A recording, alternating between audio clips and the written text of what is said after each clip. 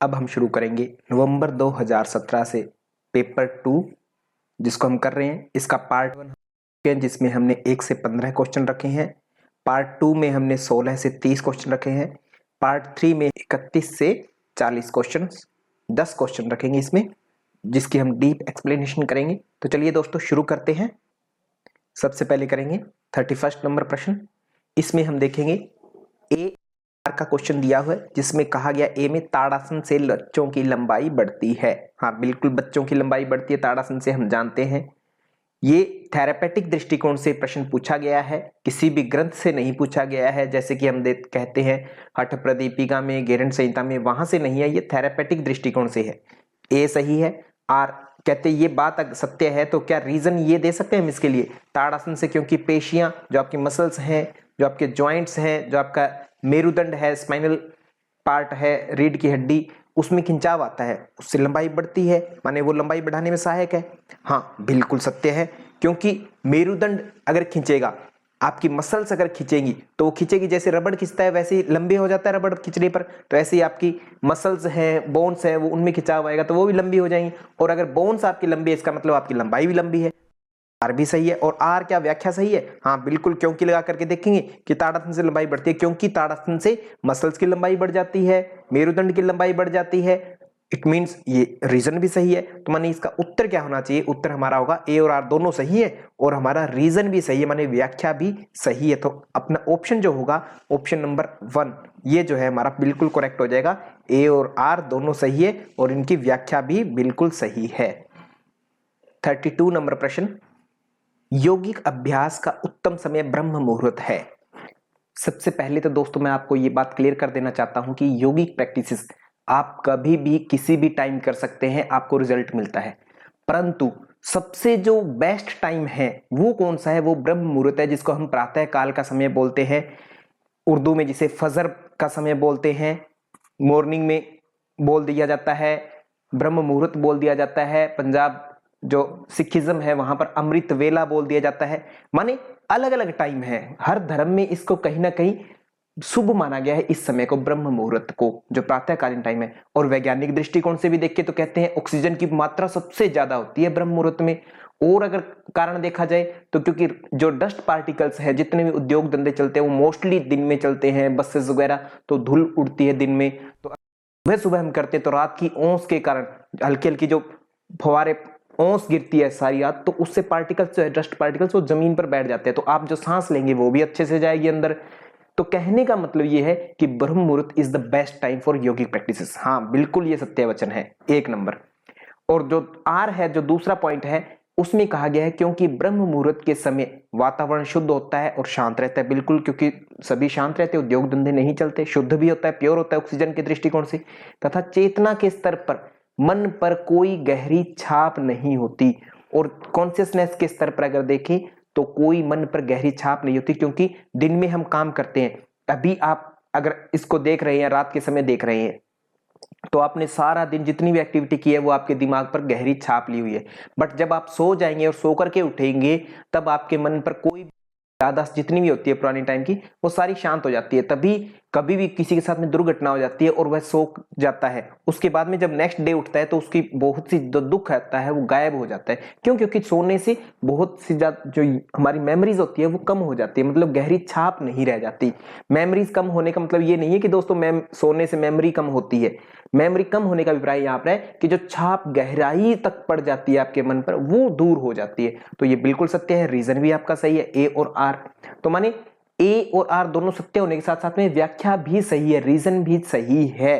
तो हम ए और आर दोनों सही है और आर ए की सही व्याख्या है, ये कह सकते हैं। माने यहां पर भी हमारा जो आंसर है वो क्या होना चाहिए?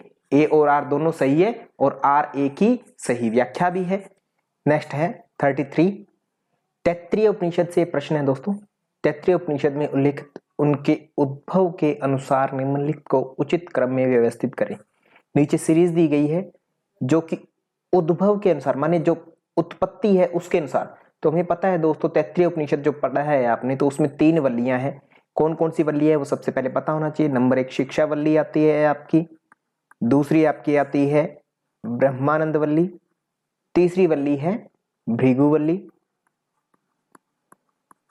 ये 3 वल्लियां हैं। क्रमानुसार आपसे पूछा जा सकता है, इन फ्यूचर आप प्रश्न तैयार रखेंगे।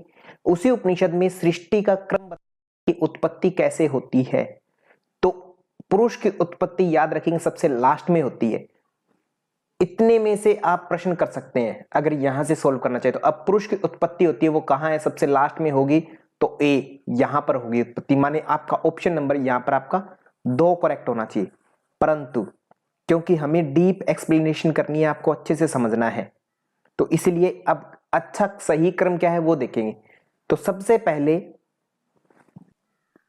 ब्रह्म, फिर ब्रह्म से कहते 5 तत्वों की उत्पत्ति किस क्रम में हुई, जिस क्रम में हमेशा ही हर ग्रंथ में, हर जो भी हमारे हठियों के ग्रंथ है सभी जगह पर जो क्रम बताया गया है 5 तत्वों के, उसी क्रम में सृष्टि के 5 तत्वों की उत्पत्ति होती है, ये याद रखेंगे।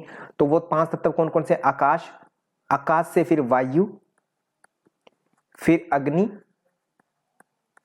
फिर जल और उसके बाद में पृथ्वी। ये 5 तत्व क्रमानुसार पैदा हुए, ये ध्यान रखेंगे दोस्तों। ब्रह्म से आकाश, वायु, अग्नि, जल और पृथ्वी, ये 5 तत्व क्रमानुसार पैदा हुई।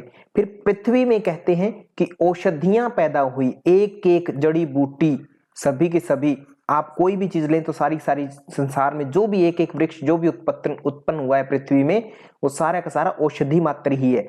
और उन औषधियों का जब हम भक्षण करते हैं, जब वो हमारी भूख शांत करते हैं, तब वो किस रूप में प्रयोग हुए, औषधियां अन्न के रूप में बनी। और अन्न किस रूप में आया, अन्न को खा करके पुरुष की उत्पत्ति हुई, माने अन्न से वीर्य उत्पन्न हुआ, और उससे कहते सृष्टि की उत्पत्ति हुई, प्रजाओं की उत्पत्ति, प्रजा माने पुरुष की उत्पत्ति हुई। तो ये क्रम है दोस्तों। तो अब यहां पर देखेंगे तो हमें ये लास्ट वाले 4 दिए हुए हैं, पृथ्वी, औषधि, अन्न और पुरुष, इनका क्रम हमें रखना है दोस्तों। क्रम क्या होगा, तो अगर हम देखें पृथ्वी क्या है, यहां पर पृथ्वी सी है, माने पृथ्वी को देखेंगे तो सी लगा देंगे पृथ्वी के आगे। और देखेंगे औषधि क्या है, डी है, तो औषधि जहां पर भी है डी लिख दीजिए। अन्न कहां पर है, बी है, तो अन्न के आगे बी लिख दीजिए। और पुरुष है जो ए है, तो देखिए दोस्तों सी डी बी ए ये क्रम होना चाहिए। तो सी डी बी ए केवल यहां पर ये क्रम है, तो इसका मतलब हमारा ऑप्शन नंबर 2 पहले से मैं बता चुका हूं कि पुरुष सबसे लास्ट में उत्पन्न होगा, तो ये ठीक है। कल को प्रश्न सपोज यहां से आ जाए, ऊपर आ जाए, तो बीच बीच में से कोई दे सकते हैं ऑप्शन, तो उसको आप ध्यान रखेंगे कि उत्पत्ति क्रम क्या है, तो यहां से वो प्रश्न आप पूरा ठीक कर सकते हैं, यहां से ये याद रखेंगे क्रम पूरा का पूरा। चलते हैं नेक्स्ट क्वेश्चन पर, 34। योग वशिष्ठ के अनुसार ज्ञान की निम्नलिखित अवस्थाओं को उचित क्रम में व्यवस्थित कीजिए। तो ज्ञान की अवस्थाएं हैं, तो सबसे पहले पता होना चाहिए ज्ञान की अवस्थाएं माने ये नीचे 4 ऑप्शन दिए गए, तो ये 4 ऑप्शन देखते ही समझ में आनी चाहिए इसके बारे में बात हो रही है। ज्ञान की 7 भूमियां बताई गई है योग वशिष्ठ में।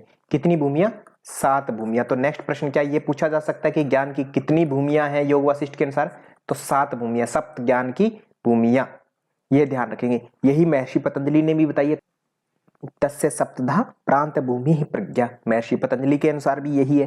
तो माने योग वशिष्ठ में 7 भूमियां बताई गई ज्ञान की, उनका क्रम पूछा है यहाँ पर। तो क्रम में लगाने तो सबसे पहले आपको 7 के बारे में पता होना चाहिए, 7 का क्रम, तो इनका क्रम तो अपने आप ही लग जाएगा। क्या क्या है, शुभेच्छा है सबसे पहले, शुभेच्छा, और क्या है, विचारणा है, फिर आपका आता है तनुमानसा, आपको याद है तो पहले वीडियो पॉज करेंगे और फिर सारी के सारे क्रम रखेंगे। तनुमानसा, उसके बाद में सत्वापत्ति आता है, सत्वापत्ति के बाद में आता है आपका अंश शक्ति, अंश शक्ति के बाद में आता है पदार्थ भावना, पदार्थ भावना के बाद में आता है तुर्यगा।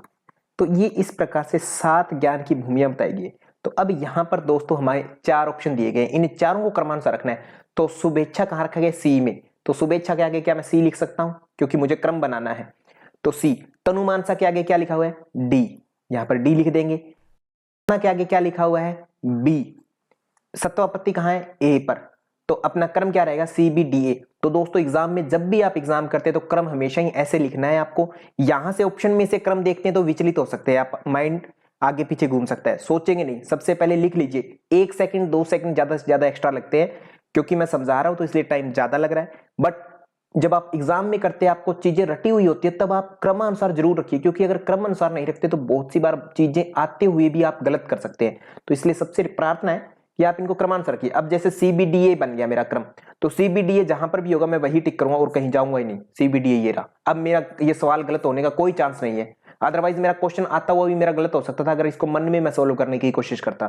तो सोल्व करने का तरीका दोस्तों यही है कि इनको रट लीजिए। तो यहां पर मेरा प्रश्न है, जो प्रश्न दिया गया है उसके अनुसार जो उत्तर होगा मेरा 2 नंबर ऑप्शन हमारा ठीक हो जाए, CBDA। नेक्स्ट देखते हैं 35 नंबर। महर्षि पतंजलि के अनुसार पूछा है संप्रज्ञात समाधि के निम्नलिखित प्रकारों को उचित क्रम में व्यवस्थित कीजिए। तो दोस्तों यहां पर आपके दो चीजें सोल्व हो गई हैं।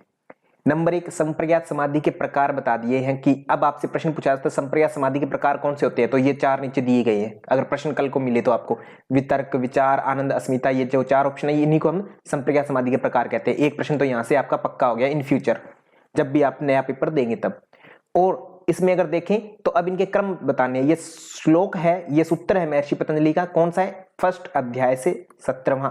तो प्रथम अध्याय का क्या नाम है महर्षि पतंजलि के अनुसार, उसका नाम लिखेंगे कमेंट बॉक्स में। वितर्क, विचार, आनंद, अस्मिता, अनुगत, संप्रज्ञात है। ये आपको सूत्र पता होगा तो मैं इसको लिख देता हूं। क्या है, लिख करके करेंगे, हम सोचेंगे नहीं। वितर्क का अनुगत होता है सबसे पहले, आप पूरा नहीं लिखना, आधा अधूरा लिख सकते हैं। वितर्क होता है, फिर विचार होता है, तर्क विचार, फिर आनंद होता है, आनंदानुगत, फिर अस्मितानुगत, ये होता है अस्मितानुगत, संप्रज्ञात। ये 4 प्रकार होते हैं। तो अब इनके क्रम रखिए। अस्मिता के आगे बी है तो अस्मिता जहां पर भी है मैं बी लिख देता हूं। विचार के आगे ए है तो विचार जहां पर भी है ए लिख देता हूं। वितर्क सी ऑप्शन है तो वितर्क के आगे मैं सी लिख देता हूं। आनंद जो है अपना डी ऑप्शन है तो डी लिख देता हूं इसके आगे। तो क्या अपना CADB बना, तो CADB। यहाँ डी और बी में बहुत कंफ्यूजन होता है बच्चों को, तो वो ध्यान रखेंगे DAB, यहाँ पर CABD लिखा है, यहाँ पर CADB लिखा है, तो ये ध्यान से करेंगे दोस्तों। तो अपना 35 का जो है 4 नंबर ऑप्शन बिल्कुल करेक्ट हो जाएगा। तो यहाँ पर हम इसको 4 को करेक्ट कर देंगे। यहां पर आप क्रम देख सकते हैं, श्लोक संख्या ध्यान रखेंगे, प्रथम अध्याय का 17वां सूत्र है दोस्तों, ये ध्यान रखेंगे। और इसमें एक बात और बता देता हूं कि आपसे प्रश्न पूछा है मैंने, प्रथम पाद का क्या नाम है महर्षि पतंजलि के अनुसार, बिना देखे आप कमेंट बॉक्स में लिखेंगे। इसके बाद है 36, नादानुसंधान की निम्नलिखित अवस्थाओं को उचित क्रम में व्यवस्थित कीजिए। उचित क्रम, नादानुसंधान की अवस्थाएं उनको क्रमानुसार रखना है। तो क्रम में अगर देखें तो नादानुसंधान की 4 अवस्थाएं होती है, तो चारों अवस्थाओं का क्रम रखना है। तो 4 अवस्थाएं कौन कौन सी है, आरंभ अवस्था, प्रत्येक ग्रंथ में यही बताई गई, आरंभ अवस्था। दूसरी फिर कौन सी होती है, घटावस्था होती है। तीसरी परिचय अवस्था होती है। और इसके बाद में होती है निष्पत्ति अवस्था। निष्पत्ति माने निष्कर्ष जो ही अंत में लिख लेगा, तो निष्पत्ति अवस्था सबसे लास्ट में होगी। तो इस प्रकार से 4 अवस्थाएं हैं। इनके क्रम अब देख लीजिए कैसे रखेंगे। ए में आरंभ अवस्था आई है, ए लिख दीजिए। परिचय अवस्था बी है, परिचय के आगे बी लिखिए। घटावस्था डी है तो डी लिखिए। आपको ये सीरीज बनानी आनी चाहिए दोस्तों। बहुत से लोगों को ना सब चीजें आती होती है विद्यार्थियों को, परंतु सीरीज सही से नहीं रख पाते, इस कारण से उत्तर उनका हमेशा गलत हो जाता है। निष्पत्ति अवस्था सी में होती है ADBC, ये उत्तर हो जाएगा आपका ADBC। यहां पर है ऑप्शन नंबर 3, तो हमारा ऑप्शन नंबर 3 जो है बिल्कुल करेक्ट आंसर हो जाएगा इस प्रश्न के लिए। तो ये हमारा आंसर हो जाएगा क्लियर। फिर नेक्स्ट देखते हैं 37 नंबर प्रश्न। 37 में बात की जाए तो गेरंड संहिता के अनुसार निम्नलिखित अभ्यासों क्रम में व्यवस्थित कीजिए। गेरंड संहिता के अनुसार अभ्यास बताए हैं, ये 4 अभ्यास दिए। ये क्या है, पहली बात तो गेरंड संहिता में सप्तांग योग माना गया है। सप्तांग योग, सप्तांग योग, सप्तांग योग जिसको और क्या नाम दिया गया, घटस्थ योग भी कहा गया है। तो आपसे प्रश्न पूछा जा सकता है कि घटस्थ योग किसकी देन है, गेरंड ऋषि की। सप्तांग योग कौन मानता है, गेरंड संहिता, यही आप कहेंगे ऑब्वियस है। गेरंड संहिता में किन 2 पात्रों के बीच में संवाद है, कैरेक्टर्स कौन कौन है, एक तो महर्षि गेरंड है जो उपदेश दे रहे हैं तत्व ज्ञान का, किसको देते हैं, राजा चंड कपाली को, तो ये ध्यान रखेंगे। तो ये आपके कुछ प्रश्न हो गए। अब सप्तांग योग के बारे में यहाँ प्रश्न पूछा गया तो उसके क्रम आपको अच्छे से पता होना चाहिए। क्या क्या है क्रम इसमें, सबसे पहले होता है षटक्रमणा शोधनम चैव, षटक्रम होता है, षटक्रमणा शोधनम चैव, शोधनम होता है। और क्या होता है, षटक्रम के बाद में होता है फिर दूसरा अंग आपका आसनेन भवेत् दृढ़म, आसन से दृढ़ता आती है। तो ये ध्यान रखेंगे, महर्षि पतंजलि स्थिरता के लिए कहते हैं, ये दृढ़ता के लिए कहते हैं गेरंड ऋषि, दृढ़ता आती है, आसनेन भवेत् दृढ़म। आगे फिर अगर बात की जाए तो मुद्रा स्थिरता, चाहे मुद्रा से यहाँ पर स्थिरता बताई गई है। आप गेरंड संहिता में 12वां और 13वां जो सूत्र है वहां पर चेक कर सकते हैं अच्छे से, वहां बताया गया इसको, श्लोक को पूरा अच्छे से एक्सप्लेन किया गया। मुद्रा से स्थिरता आती है। फिर प्रत्याहारेण धीरता, प्रत्याहार से धीरता माने धैर्य आता है। उसके बाद में प्राणायाम लाघवम च, प्राणायाम से क्या आता है, प्राणायाम से लघुता आती है माने हल्कापन जिसको हम कहते हैं, तो ये ध्यान रखेंगे लघुता। उसके बाद में आता है आपका ध्यानात् प्रत्यक्ष मात्र है, ध्यान से क्या होता है, प्रत्यक्ष होता है। उसके बाद में है समाधि, जो 7वां अंग माना जाता है सप्तांग योग का अंतिम अंग। समाधि में क्या होता है, समाधि ना निर्लिप्तम च, निर्लिप्त की अवस्था आती है। निर्लिप्त माने प्रकार के विकारों में लिप्त नहीं होता है। तो ये 7 अंग बताए गए गैरंट संहिता के अनुसार। अब इनको हमारा, क्योंकि प्रश्न जो पूछा गया है उसके अनुसार हमें बताना है। बहुत सी बार क्यों लिखा है दोस्तों ये मैंने, क्योंकि बहुत सी बार आपसे मिलान करना पूछा जाता है कि षटक्रम किससे मिलता है। तो शोधन से षटक्रम का मिलन होता है, शुद्ध आसन से दृढ़ता आती है, मुद्रा से स्थिरता, प्रत्याहार से धैर्य, प्राणायाम से लघुता, ध्यान से प्रत्यक्ष और समाधि से निर्लिप्त की स्टेट आती है। तो ये मिलान करना भी आता है, 7 अंगों का क्रम भी आता है। तो इस प्रकार से आपको उत्तर जो है हर एक एंगल से आपकी अप्रोच होनी चाहिए, तभी आप जेआरएफ कर पाते, अदरवाइज जेआरएफ को भूल जाइए, है ना, अदरवाइज तो नेट के भी लाले पड़ जाते होते भाई। तो ये ध्यान रखना है आपको। तब इसमें प्रश्न पूछा गया बी, आसन क्या है, बी। यहां पर मैं आसन के आगे बी लिख सकता हूं कि मुद्रा भी कहा गया, तो मुद्रा के आगे ए है, ऑप्शन ए दिया गया है। यहां पर देखो ए लिखा है तो मैंने ए लिख दिया, क्योंकि मुझे सीरीज बनानी है। यहां से भी मैं सोच सकता हूं, बट मुझे लगता है कि प्रश्न गलत हो सकता है, क्यों ना मैं पहले ही मेरी सीरीज बना लूं इन चारों के अंक पर। सी प्रत्याहार सी कहा गया है, डी प्राणायाम को कहा गया है, तो बी ए सी डी ये हमारा ऑप्शन होना चाहिए। तो ये ऑप्शन कहां मिलता है आपको, ये मिलता है आपको ऑप्शन नंबर 1 बी ए सी डी। ये हम करेक्ट कर लेंगे इसको, ऑप्शन नंबर 1 हमारा बिल्कुल करेक्ट हो जाएगा 37 का। उसके बाद में देखते हैं नेक्स्ट क्वेश्चन। तो यहां पर कहा गया कि निम्नलिखित ऋतुओं को शिशिर से प्रारंभ करते हुए उचित क्रम में व्यवस्थित कीजिए। माने शिशिर आपकी अगर प्रथम ऋतु है तो बाकियों को क्रमानुसार रखिए। तो दोस्तों इसमें अब ध्यान रखना है कि यह किसी बुक के अनुसार जरूरी नहीं कि आयुर्वेद के चरक संहिता के अनुसार ऋतु कौन सी है पहली, और सुश्रुत संहिता के अनुसार कौन सी है, गैरंट संहिता के अनुसार कौन सी है। ऋतुएं दोस्तों साल के अनुसार रहेंगी और वही रहेंगी जैसे होंगी, बट इन्होंने यहाँ पर कह दिया कि शिशिर को प्रथम मानिए आप, है ना, शिशिर से प्रारंभ करना है। कहीं पर आपको प्रश्न दे दिया जाएगा सेम ऑप्शन के साथ में ग्रीष्म को मानते हुए करिए, ऐसे प्रश्न दिए जा सकते हैं। तो शिशिर अगर आप पहले मानते हैं, शिशिर को पहली मानिए, शिशिर को छोड़ दीजिए एक बार। नीचे से अगर आपको क्रम याद है तो सबसे पहले साल की जो शुरुआत होती है नए साल की, चैत्र मास की, हमारा जो भारतीय कैलेंडर होता है उसके अनुसार अगर हम देखें तो उसके अनुसार नव वर्ष जो होता है चैत्र मास में होता है। ऋतु जो होती है कोंपले जब नई नई खिलती है तो वहां से पहली ऋतु मानते हैं हम, बसंत ऋतु को हम प्रथम ऋतु मानते हैं। बसंत के बाद में क्या आती है, ग्रीष्म ऋतु आती है। ग्रीष्म के बाद में क्या आती है, वर्षा ऋतु आती है। वर्षा के बाद में आपकी शरद ऋतु आती है। शरद के बाद में हल्का हल्का जो ठंडी आती है वो आ जाती है, अक्टूबर के आसपास का जो मास होता है, मिड नवंबर के आसपास तक हेमंत आ जाती है। हेमंत के बाद में फिर शिशिर माने ठिठुरन वाली ठंड आ जाती है, शिशिर आ जाती है।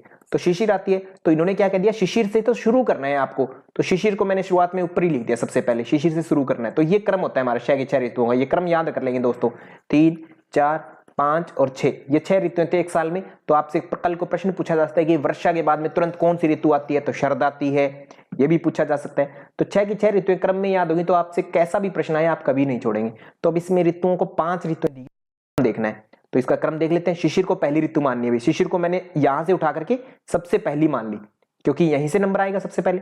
तो पहली ऋतु अगर शिशिर को मैं मानूंगा तो शिशिर किस नंबर पर है, बी है, ओके बी ठीक है। बसंत डी पर है तो डी को मैंने कह दिया। ग्रीष्म जो है ए है, ग्रीष्म को ए कहा गया है यहां पर।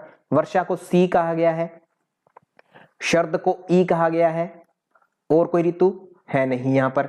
हेमंत क्योंकि है नहीं, 5 ऋतुएं थी, तो बी डी ए और सी ई ये क्रम जहां पर है वो हमारा ऑप्शन बिल्कुल ठीक होगा। बी डी ए और सी ई 4 नंबर ऑप्शन में हमारा मिल रहा है हमें, तो इसका मतलब हमारा 4 नंबर ऑप्शन जो है बिल्कुल करेक्ट हो जाएगा। तो इस तरीके से हम याद रखेंगे चीजों को कि हमसे प्रश्न पूछा किस अनुसार गया है। और हमेशा आदत डालिए कि आप ये जो सीरीज वाले प्रश्न है उसकी सीरीज अपने दम पर तैयार करें, ना कि ऑप्शन में देख करके मिलान करें। अगर देखो प्रश्न नहीं आता आप कर सकते हैं ऐसा, बट कोशिश कीजिए जब आप प्रैक्टिस कर रहे हैं, आप पढ़ाई कर रहे हैं, शुरुआत में तैयारी करते हैं, तब कम से कम आप इतनी एबिलिटी विकसित कीजिए अपनी कि मैं मेरे दम पर सीरीज बनाऊंगा करेक्ट, ठीक है। तो जितना आप अपने दम पर करने की कोशिश करेंगे आपका टाइम भी एग्जाम में बचेगा, क्योंकि आपको चारों ऑप्शन पर माथा नहीं मारना पड़ेगा। आपको तुरंत आता हो तुरंत आप लिखेंगे और तुरंत आप ऑप्शन टिक कर देंगे, अदरवाइज आप चारों पर जाएंगे और आपका टाइम बर्बाद होगा। तो इसलिए ये तरीका आपको सिंपल जो है वे ध्यान रखना है। नेक्स्ट देखते हैं 39। ये दोस्तों प्रश्न जो है बिल्कुल सिंपल प्रश्न दिया गया है, यहां पर मिलान करना है सूची 1 और सूची 2 का मिलान करना है। तो यहां पर सबसे पहले आपको पता होगा कि हठ प्रदीपिका जो है, हठ प्रदीपिका स्वामी स्वात्माराम जी से बिल्कुल आपका एक A4। अब समस्या है कि A4 तो कई जगहों पर दिया गया। तो दूसरा हम देखते हैं, हमें दूसरा भी पता है कि हठ रत्नावली जो है श्रीनिवास जी की रचना है, ये भी बिल्कुल ठीक हो गया। और हमें क्या पता है, और अगर मैं बात करूं तो मुझे तो सिद्ध सिद्धांत पद्धति का भी पता है, किससे है कि गोरखनाथ जी की रचना है, ये भी पता लग गया कि डी का 3 होना चाहिए वहां पर। और सत्यार्थ प्रकाश की बात की जाए तो वो भी हमें पता है, सत्यार्थ प्रकाश स्वामी दयानंद जी हैं, जिन्होंने आर्य समाज की स्थापना की थी, जिन्होंने मूर्ति पूजा का घोर विरोध किया, जिन्होंने नारा दिया कि वेदों की ओर चलो। ये विशेषताएं हैं उनकी, तो ये प्रश्न भी पूछे जाते हैं, इसलिए मैंने ये विशेषताएं बताई है। हठ प्रदीपिका की बात की जाए तो यहां पर स्वात्माराम जी जिन्होंने चतुरंग योग बताया।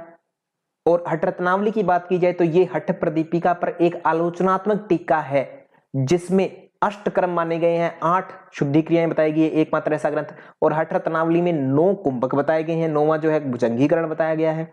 सिद्ध सिद्धांत पद्धति की बात की जाए तो आपको अष्टांग योग सेम जो वाला है वही बताया गया है, अष्टांग योग। तो ये इनकी विशेषताएं हैं। तो इस प्रकार से आपको ध्यान रखना है दोस्तों, ये क्रम है और इनसे रिलेटेड जो प्रश्न आ सकते हैं वो भी आपको ध्यान रखना है। हो सकता है कल को आपको डायरेक्ट प्रश्न आ जाए कि निम्न में से स्वामी दयानंद जी की रचना कौन सी है, और ये 4 ऑप्शन मिलेंगे आपको, तो आप छांट लेंगे आसानी से। सत्यार्थ प्रकाश आज मिलान करना आया है, नेक्स्ट टाइम में आपसे प्रश्न पूछा जा सकता है किसी और वे में, तो इन चारों के बारे में जितनी नॉलेज आप प्राप्त कर सकते हैं वो प्राप्त कर लीजिएगा। तो अब देखिएगा, ए जो है 4 होना चाहिए, तो A4 यहां हो सकता है, यहां हो सकता है, माने ये दोनों ऑप्शन मेरे कभी भी नहीं हो सकते, है ना। तो ये दोस्तों एलिमिनेट हो गए मेरा। अब ये दोनों प्रश्न मेरे कभी उत्तर कभी करेक्ट नहीं होते, क्योंकि हठ प्रदीपिका गारंटी है कि स्वात्माराम जी से ही संबंधित है, तीनों में से किसी से नहीं है। अगर ये नहीं है इसका मतलब प्रश्न गलत है। तो ए का 4 होना चाहिए। और सत्यार्थ प्रकाश है उसके केवल और केवल स्वामी दयानंद जी से संबंधित है, बी का 1 होना चाहिए, बी का 1 दोनों में है, भी कंफ्यूजन है। हठ रत्नावली है वो श्रीनिवास जी की रचना है, C2 होना चाहिए, तो C2 इसमें है। तो अब मेरा उत्तर मुझे मिल चुका है, उत्तर क्या है C2, है ना। यहां से हमने कर लिया एलिमिनेट, क्योंकि C3 है, यहां पर ये नहीं हो सकता। और सिद्ध सिद्धांत पद्धति उनके रचनाकार कौन है, गोरक्षनाथ जी हैं। तो ये हमारा ऑप्शन नंबर यहां पर 3 हो जाएगा। तो इस प्रकार से हम एलिमिनेट कर सकते हैं। ऐसे क्वेश्चंस में अगर आपको 1 या 2 ऑप्शन पता होते हैं, या 3 ऑप्शन अच्छे से, एक ऑप्शन भी अगर अच्छे से पता होता है, उसके बेस पर भी आप उत्तर निकाल सकते हैं, अगर आपको अच्छे से स्किल मालूम है आपकी तो। अदरवाइज तो आपको सारी चीजें पता होनी चाहिए, देखो तभी एग्जाम देने का जो होता है फायदा होता है, अदरवाइज तो आप नेट भी नहीं कर सकते, जेआरएफ तो दूर की बात है। और मैं जेआरएफ की हमेशा तैयारी करवाता हूं। अगर आप जेआरएफ करना चाहते हैं दोस्तों, तो लाइव क्लासेस हमारी चलती है प्रतिदिन, और हमने कोर्स जो है 10 के 10 यूनिट्स जो है हमारे यूजीसी नेट जेआरएफ इन योगा के सारे रिकॉर्ड किए हुए हैं, मेरी वेबसाइट पर आप देख सकते हैं, वहां से आप कोर्स को ज्वाइन कर सकते हैं और अपना जेआरएफ आप इजीली कर सकते हैं। नेक्स्ट है 40 नंबर क्वेश्चन, इसमें भी हमें सूचियां दी गई है 2। तो सूची में अगर हम ध्यान दें यहां पर, तो स्वामी विवेकानंद कहा गया है। अब स्वामी विवेकानंद किससे मुझे नहीं पता, है ना, क्योंकि बहुत से व्यक्तियों को नहीं पता होगा। तो यहां पर मैं क्या करूंगा, जो मेरे को पता है ऑप्शन में उसी को सबसे ज्यादा टिक करूंगा सबसे पहले। ऐसे अगर क्वेश्चन होते हैं तो सबसे ज्यादा मुझे कंफर्म है कि विपश्यना जो ध्यान है वो महात्मा बुद्ध जो है, यानी बौद्ध दर्शन, उनकी विधि है, तो उनसे ही संबंधित है। D2 होना चाहिए, तो D2 यहां पर है केवल। तो ऐसा अगर मुझे अब एक ही ऑप्शन पता है, तो उस समय मैं क्या करता हूं कि एक कंफर्म वाला मैं कर लेता हूं, इस प्रकार तो ही उत्तर होगा। बट क्योंकि हमें तो सारी चीजें पता करनी चाहिए अभी, है ना, मैं कहता हूं कि स्टडी में हर चीज आपको पहले से पता होनी चाहिए। और महर्षि महेश योगी की बात कीजिए तो इन्होंने क्या दिया था, भावातीत ध्यान दिया था, C1 है, हाँ बिल्कुल C1 भी बैठ रहा है। और उसके बाद में महर्षि अरविंद जो है, इन्होंने कौन सा योग बताया है, इन्होंने पूर्ण योग दिया है। अब यहां पर देखिएगा, एग्जामिनर ने आपके साथ ट्रिकी क्वेश्चन दिया है, पूर्ण योग न देकर के यहां पर क्या वर्ड लिखा है उन्होंने, पूर्ण योग न देकर के उन्होंने कह दिया समग्र योग। समग्र का मतलब ही पूर्ण ही होता है, तो पूर्ण योग कर दिया। B4 होना चाहिए, हाँ B4 भी बिल्कुल ठीक है। आगे इन्होंने स्वामी विवेकानंद जी बच जाते हैं, तो स्वामी विवेकानंद जी जो है वेदांत दर्शन के फॉलोअर है और नव्य वेदांत के समर्थक है, माने नव्य वेदांत की जो शुरुआत है, नए वेदांत की शुरुआत की है और ज्ञान योग से संबंधित है। हो सकता है कल को आपको यहाँ ज्ञान योग मिल जाए लिखा हुआ, नव्य वेदांत ना लिखा मिले, तो आपको उस अनुसार आपकी जो तैयारी है वो रखनी है, खातरी हो जाता है। तो इस प्रकार से हमारा ऑप्शन नंबर 3 जो है बिल्कुल सूटेबल है इस प्रश्न के लिए। और हमारे जो इस पार्ट 3 में 31 से 40 क्वेश्चन जो है पूरे हो चुके हैं डीप एक्सप्लेनेशन के साथ में। कोई भी आपका अगर प्रश्न बच गया है तो कृपया कमेंट बॉक्स में लिख दीजिए, ताकि वो आपका कंप्लीट किया जाए, आपको सुझाया जाए। और आप अगर यूजीसी नेट जेआरएफ की तैयारी करना चाहते हैं इन योगा, तो आप मुझसे जुड़ सकते हैं लाइव क्लासेस के माध्यम से। फोन नंबर आपको दे दिया गया है, व्हाट्सएप पर मैसेज कर सकते हैं, कॉल कर सकते हैं। धन्यवाद। अगर आप यूजीसी नेट जेआरएफ में तैयारी कर रहे हैं तो ये मेरी वेबसाइट है जिस पर मैंने आपके लिए सारा का सारा कंटेंट 10 के 10 यूनिट डाल दिए हैं। वहां पर आप एक्सेस कर सकते हैं मेरे सारे के सारे 10 यूनिट्स को। वेबसाइट ओपन करेंगे तो आपको 10 यूनिट्स दिखाई देंगे। इनमें से जहां चाहें जो चीज देखना चाहें वो देख सकते हैं इजीली।